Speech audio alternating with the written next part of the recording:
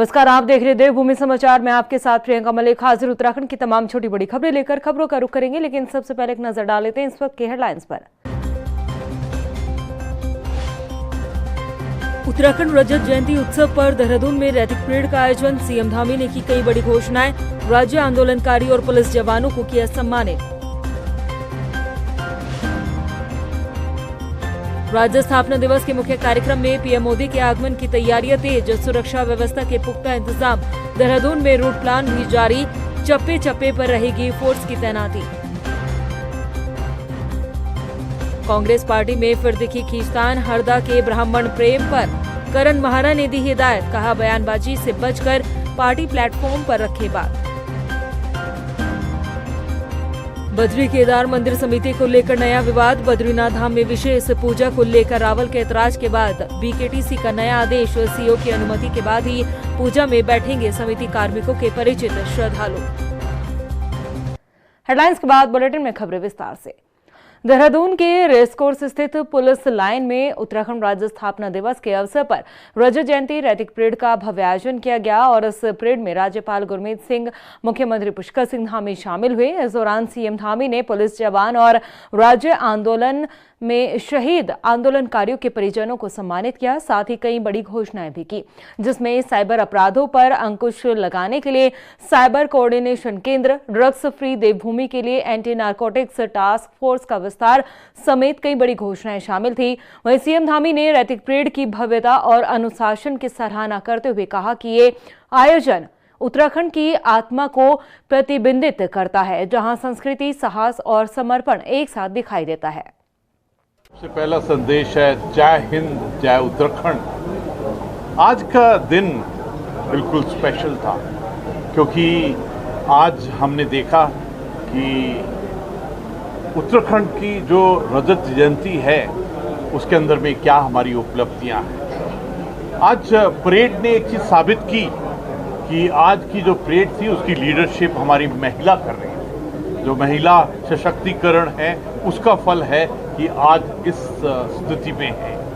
आज यहाँ पर युवाओं का, बच्चों का जो पार्टिसिपेशन था, योगदान था, जो उनके अंदर में उत्साह था, बिल्कुल अलग था। आज एक और बहुत स्पेशल बात हुई कि आज वंदे मातरम जो हमारा राष्ट्रीय गीत है उसका 150वां वर्ष पूरे हुए हैं। आज उसको जब सुना तो एकदम राष्ट्रभक्ति, राष्ट्र प्रेम, उसका एक अलग जज्बा है। हम ये संकल्प में थे इस अवसर पर कि हम उनके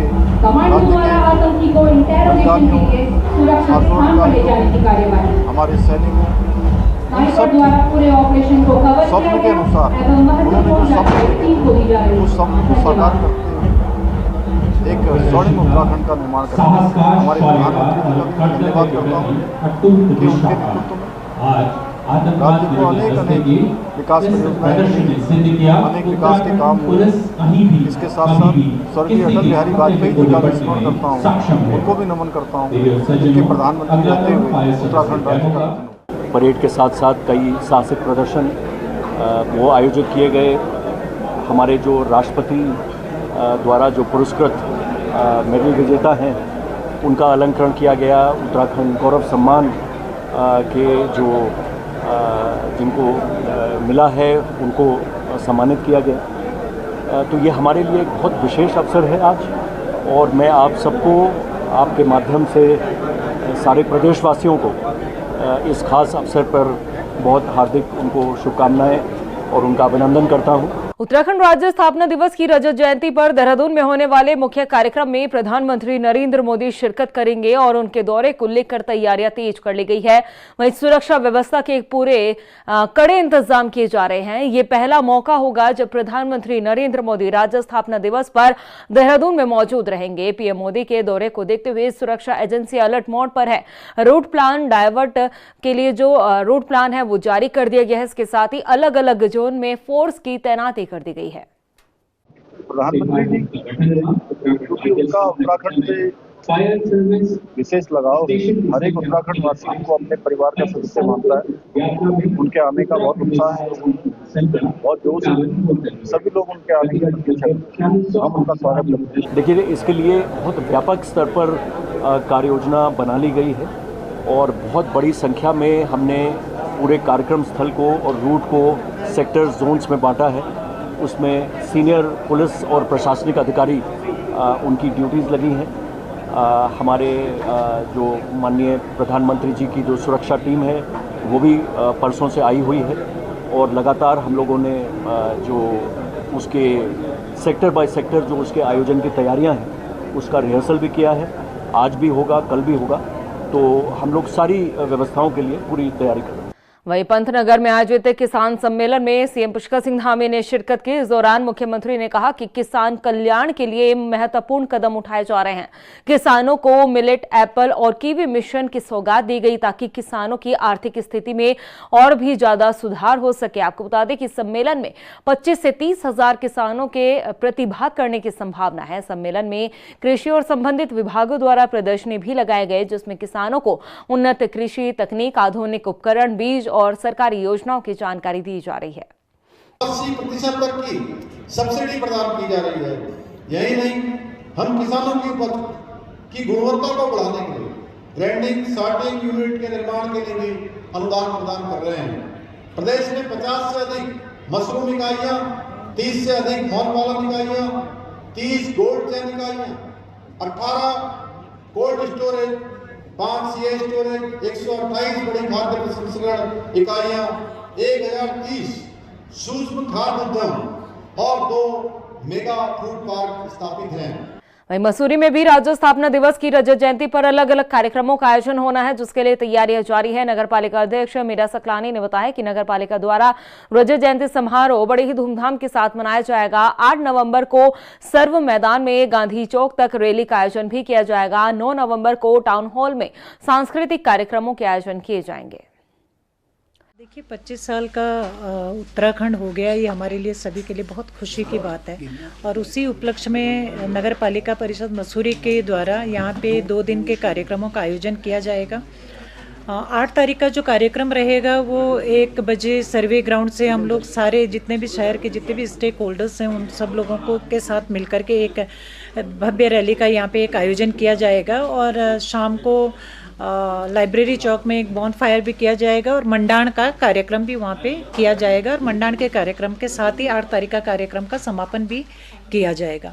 9 तारीख को टाउन हॉल में एक सांस्कृतिक कार्यक्रम का आयोजन किया जाएगा, जिसमें रमछोल कार्यक्रम होगा। और उसमें विशेष बात ये है कि वो उत्तराखंड के ही कलाकार उसमें भागीदारी करेंगे और हमारे शहर के अंदर जितने भी कलाकार हैं वो सभी कलाकार भी उस कार्यक्रम में भागीदारी निभा रहे हैं। उत्तराखंड कांग्रेस में एक बार फिर खींचतान देखने को मिल रही है। ब्राह्मणों के प्रतिनिधित्व को लेकर हरीश रावत के बयान पर कांग्रेस के प्रदेश अध्यक्ष करण महारा ने नसीहत दी है। करण महारा ने कहा कि ऐसी बयानबाजी से बचकर पार्टी प्लेटफॉर्म पर अपनी बात रखनी चाहिए। रिपोर्ट देखिए। उत्तराखंड में कांग्रेस अपने संगठनात्मक ढांचे को मजबूत करने के लिए जल्द ही जिला अध्यक्षों की नियुक्ति करने जा रही है। साथ ही जिला अध्यक्षों की घोषणा के बाद अब कार्यकारिणी पर भी जोर दिया जा रहा है। जल्द ही कार्यकारिणी की घोषणा भी कर दी जाएगी। पूर्व मुख्यमंत्री हरीश रावत ने सोशल मीडिया पर एक बयान जारी किया था, जिसमें उन्होंने विशेष रूप से ब्राह्मणों को जिला अध्यक्ष के पदों के लिए रुचि दिखाई थी और उन्हें खास जगह देने की बात कही थी। इस पोस्ट के बाद अब कांग्रेस प्रदेश अध्यक्ष करण महारा ने इसका संज्ञान लेते हुए ऐसे बयानबाजी से बचकर पार्टी फोरम पर बात रखने की हिदायत दी है। करण महारा का कहना है कि पार्टी के वरिष्ठ नेताओं का सुझाव देना पार्टी को मजबूती देता है, लेकिन सोशल मीडिया की जगह ये सुझाव पार्टी प्लेटफॉर्म और हाईकमान के सामने रखी जाए तो बेहतर होगा। लेकिन मैं इतना ही कहूँगा कि पार्टी के हर सीनियर को अधिकार है कि वो अपना सुझाव दे, लेकिन अच्छा होता है ये सुझाव सीधे हाईकमान को दिया जाता और ये पब्लिक डोमेन में नहीं आता तो ज़्यादा अच्छा रहता। वहीं पूर्व मुख्यमंत्री हरीश रावत अपनी बात पर अड़िग है। उनका कहना है कि ब्राह्मण समाज को साथ लेकर चलना ही पार्टी के हित में है। पार्टी को अगर आगे बढ़ना है तो ब्राह्मण समाज को साथ लेकर चलना होगा, तभी आगे जाकर पार्टी का भला होगा। सनातन उदार है, सहिष्णु है, समावेशी है। ब्राह्मण उदार है, सहिष्णु है, समावेशी है। कांग्रेस भी उदार है, सहिष्णु है, समावेशी है।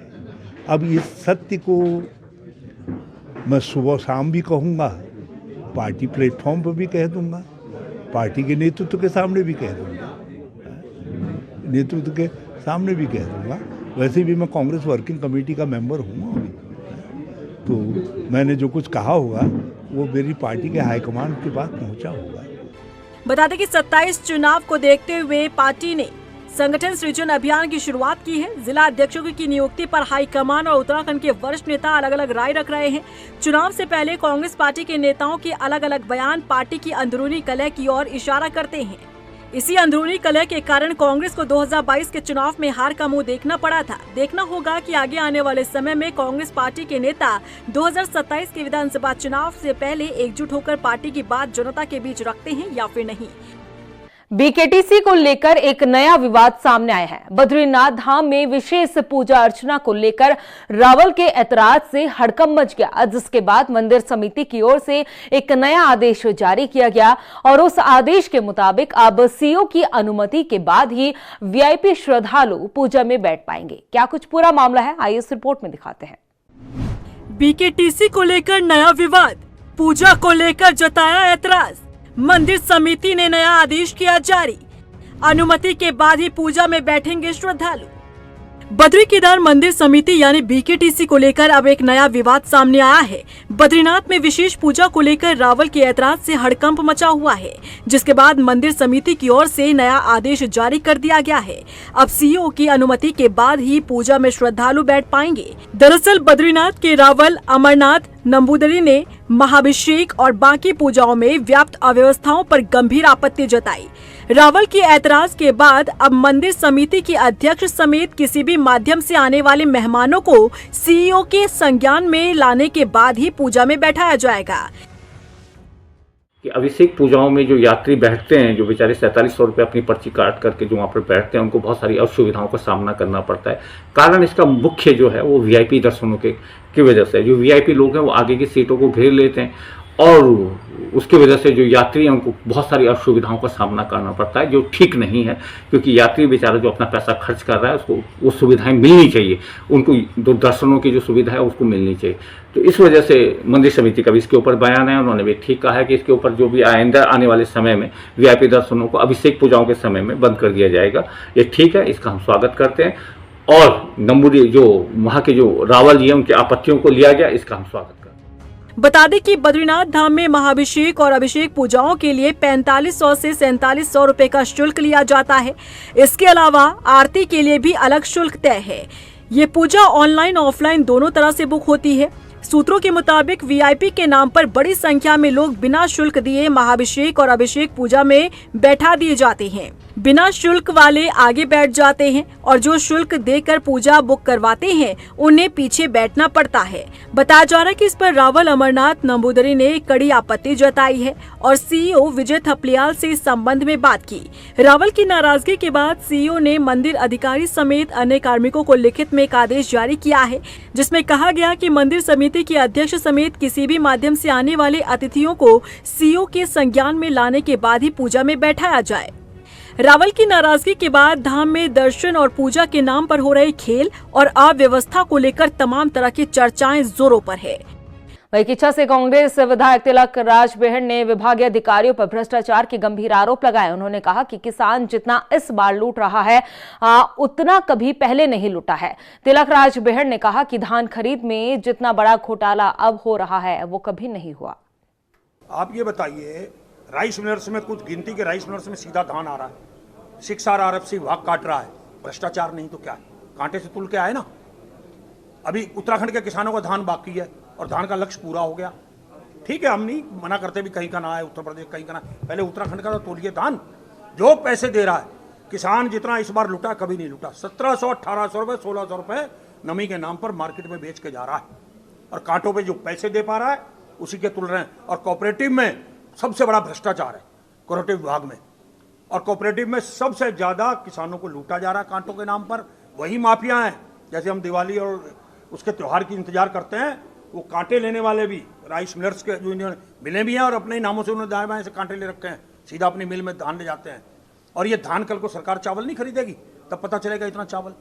वहीं घनसाली में स्वास्थ्य व्यवस्थाओं के खिलाफ चल रहे आंदोलन पर घनसाली विधायक शक्तिलाल शाह ने बड़ा बयान दिया। उन्होंने कहा कि आंदोलन के माध्यम से कम विपक्षों को उनकी याद तो आई है। वैसे तो याद कभी नहीं आती, लेकिन अब चुनाव का समय नजदीक है, ऐसे में उनकी याद आ रही है। वहीं स्वास्थ्य व्यवस्थाओं के जल्द दुरुस्त होने की भी उन्होंने बात कही। उधर विधायक के इस बयान पर पूर्व विधायक भीमलाल आर्य ने भी कटाक्ष किया। उन्होंने कहा कि ये आंदोलन विपक्ष का नहीं, घनसाली की जनता का है। अच्छी बात है, कम से कम याद तो आई उन लोगों को मेरी। वैसे तो कभी याद नहीं आती, लेकिन आजकल उनको इसलिए याद आ रही है कि सब समय बहुत करीब आ गया। लेकिन मैं आपके चैनलों के माध्यम से आप लोगों को बधाई देना चाहता हूं, आपका धन्यवाद करना चाहता हूं।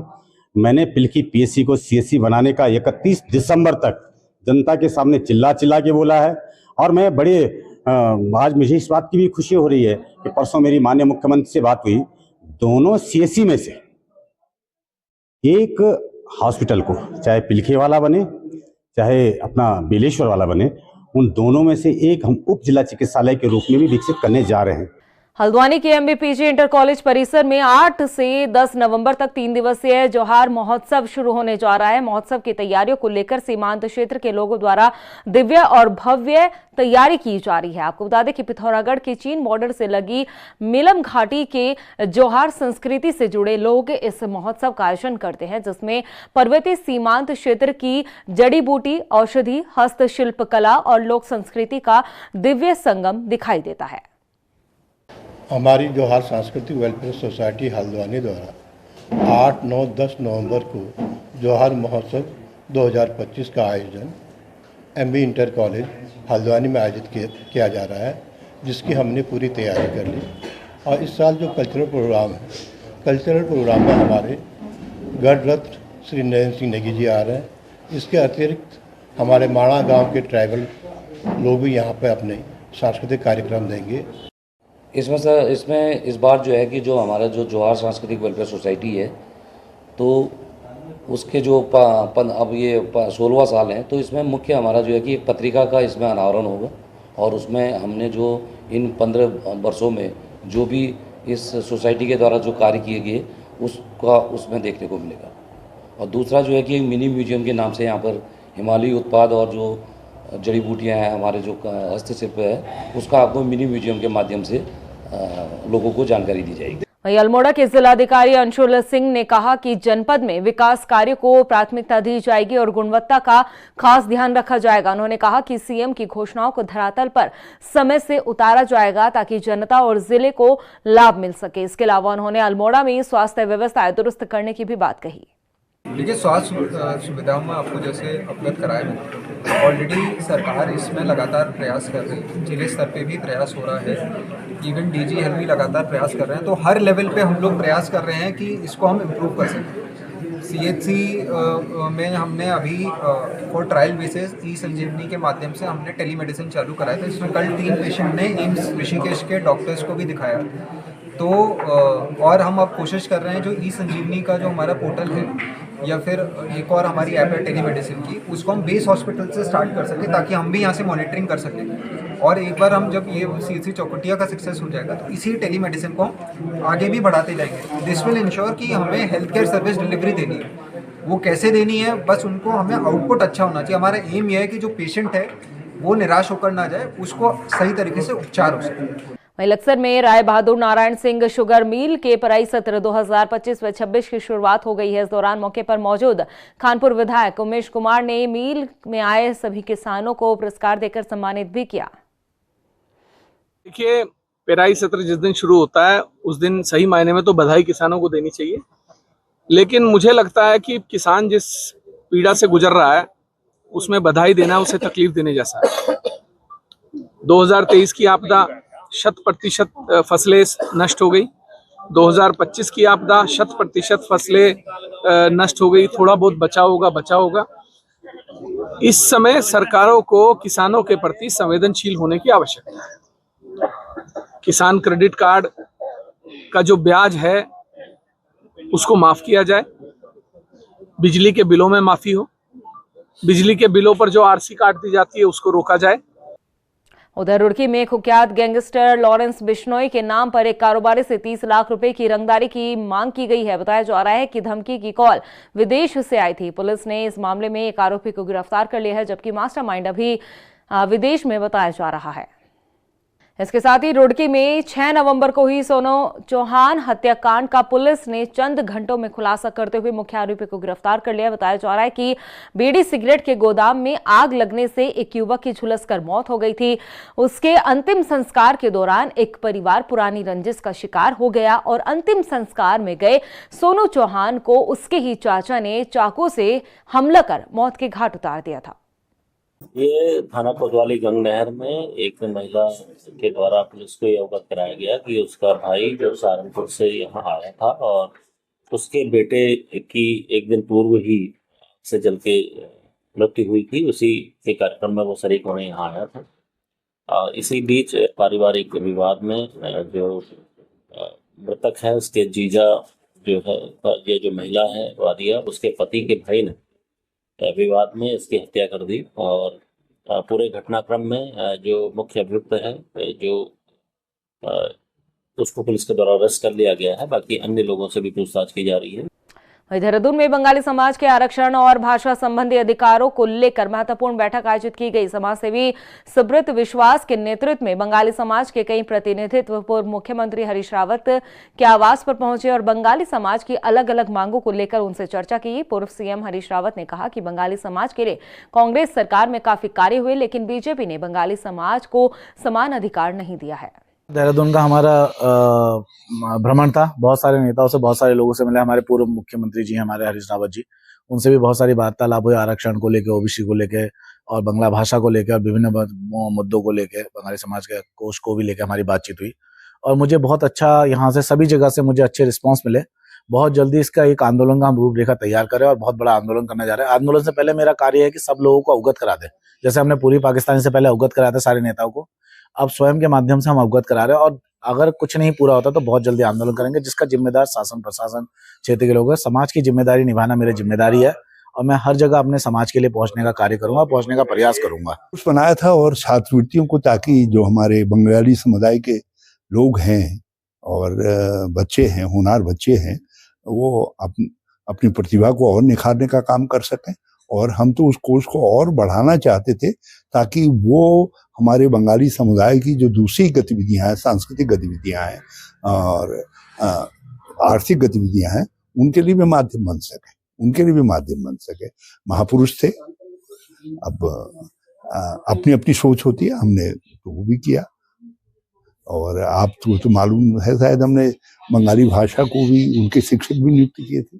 प्रदेश की खबरों में इतना ही। फिर हाजिर होंगे कुछ और खास खबरों के साथ। तब तक के लिए मुझे दे इजाजत, लेकिन जाने से पहले एक नजर हेडलाइंस पर। नमस्कार।